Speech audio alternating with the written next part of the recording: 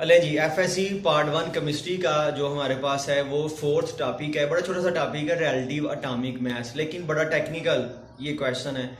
और आमतौर पे बच्चे जो हैं इसकी डेफिनेशन को रटा लगा लेते हैं कि it is mass of an atom find by comparing with mass of carbon 12 and 1/12 AMU of carbon is known as 1 AMU और relative atomic mass। किसी एटम का जो मास है कार्बन 12 से जब हम कंपेयर करके फाइंड करते हैं उसको हम कहते हैं रिलेटिव एटॉमिक मास। लेकिन अगर हम देखें तो जो मास होते हैं ये तो किलोग्रामों में, ग्रामों में, मिलीग्रामों में होते हैं, ये एटॉमिक मास यूनिट में तो होते ही नहीं है।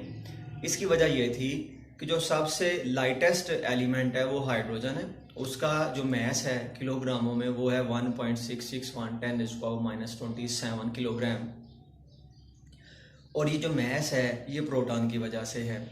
हाइड्रोजन में ड्यूट्रियम में जो है ज़ाहिर न्यूट्रॉन है तो उसका मास 2 हो जाएगा। Atomic mass number of proton plus number of क्या है न्यूट्रॉन है। अब ये जो पार्टिकल हैं ये एक एक होंगे, यानी कि एक होंगे, दो होंगे, तीन होंगे। ऐसा नहीं होगा कि किसी एटम में जो नंबर ऑफ प्रोटॉन है वो 1.5 हो जाए, 1.25 हो जाए या 1.25 हो जाए, ऐसा बिल्कुल भी नहीं होगा। तो फिर ये देखा गया कि अगर हाइड्रोजन का मास 1.661 10⁻⁻27 kg है तो जो हीलियम है वो इससे 4 गुना वजनी है, तो आप इसको 4 से मल्टीप्लाई कर लें। इसी तरह से जो कार्बन है वो 12 गुना वजनी है, तो आप 1.661 को 12 से मल्टीप्लाई करें तो कार्बन का जो एटॉमिक मास आएगा वो आएगा 19.32 10⁻⁻27 kg। ऑक्सीजन जो है वो 16 गुना वजनी है हाइड्रोजन से, तो आप जो 1.661 10⁻⁻27 है उसको 16 से मल्टीप्लाई करें तो आपके पास ऑक्सीजन का जो मास है वो आएगा 26.57 10⁻⁻27 kg। अब ये देखें ये सारे मास अगर हम किलोग्रामों में रहने दें या ग्रामों में वगैरह आप कर लें तो फिर -27 की जगह आपको -24 लगाना पड़ेगा।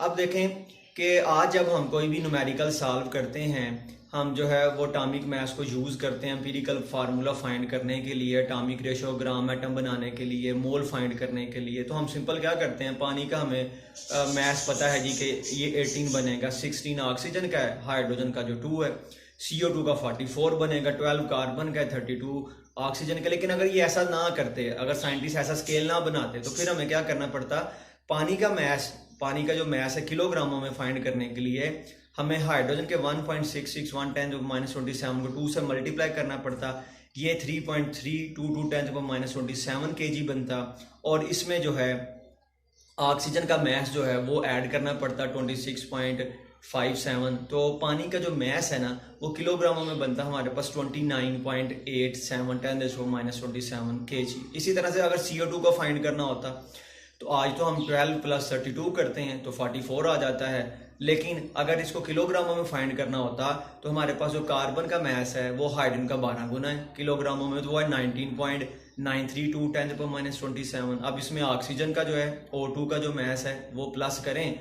तो वो 53.14 है, तो दोनों को प्लस करें तो ये बनेगा 73.072 10⁻⁻27 kg। अब जाहिर है जब आपने छोटा सा एक न्यूमेरिकल सॉल्व करना होता तो उसके लिए एक पूरी हमें लिटरेचर जो है वो बुक चाहिए थी कि जिसमें हम देखते कि जी फलां आइटम का मास किलोग्रामों में इतना है, मालिक्यूल का इतना है, या खुद कैलकुलेट करते तो वो एक अच्छा खासा लेंथी प्रोसीजर हो जाता।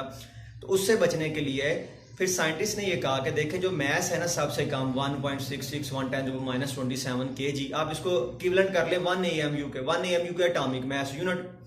बाकी जो है ना इससे 2 गुना, 3 गुना, 4 गुना, 5 गुना होंगे तो आप उनको 4 AMU, 5 AMU, अगर कोई 16 गुना वजनी तो 16 AMU जो है वो वजन दे दें। तो ये था रिलेटिव एटॉमिक मास। अब ये बड़े आराम से जो है वो चलता रहा, ये सारा का सारा सीक्वेंस जो है इसी तरह से। लेकिन फिर जो है वो आइसोटोप डिस्कवर हो गए, सोडे ने आइसोटोप डिस्कवर किए, वो इसे नेक्स्ट टॉपिक में हम देखेंगे कैसे डिस्कवर किए। तो जब आइसोटोप आ गए तो पता चला कि अब हाइड्रोजन के जो मास है वो तो 3 तरह के हो गए। एक में जो है वो आपका 1.661 नहीं रहा बल्कि इससे ज़्यादा हो गया है, वो ड्यूट्रियम है। और इसी तरह से ट्रीटियम जो है वो इससे कोई 3 गुना हो गया। और सबकी जब आप किसका मास लिखेंगे, ज़ाहिर उसमें कहा गया कि आप एवरेज एटॉमिक मास लिखेंगे। तो जब एवरेज ली गई तो ये 1 नहीं थी बन रही बल्कि ये बन रही थी 1.008। फिर कहा गया कि जी अब इससे तो हमारा जो है ना वैल्यू, पहले आप इसको 1 कह रहे थे, अब ये 1.008 है तो सारे चेंज करने पड़ेंगे। फिर इसमें लेके आए ऑक्सीजन को, ऑक्सीजन के भी आइसोटोप 3 निकल आए, 16, 17, 18।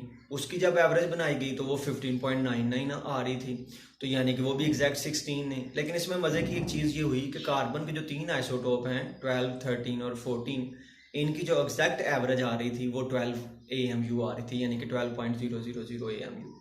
तो फिर ये कहा गया कि हम ना सारी वैल्यू चेंज करने के बजाय अपने स्केल को शिफ्ट कर लेते हैं।